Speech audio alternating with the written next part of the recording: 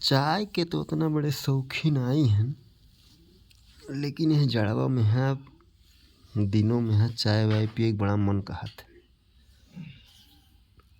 तो काल चाय पिए मन कहिस, लेकिन ये सोचन कि चौराहे पे जाब चाय पिए, लेकिन अपने पैसा न पीबे, कोई पियाई दी तो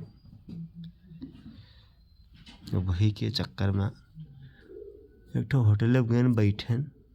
तो जैसे बैठन तैसे चट्टा दे दुकानदार हुआ तो पूछ ली कि का दे भैया, तो हम कहन कुछ नहीं।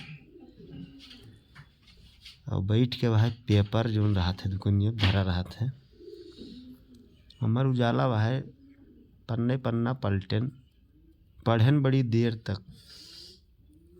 यार हर नज़र घुमाएन कि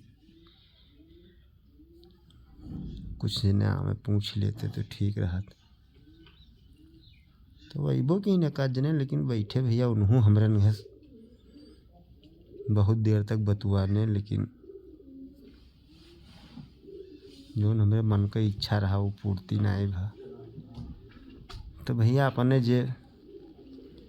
जेब से जेब जो नापन हुए तो उन्हें आपन है, दूसरे के भरोसा में है। तो फिर गेन अब हुआ हम नहीं पियन, गेन दूसरे दुकाने तब पियन।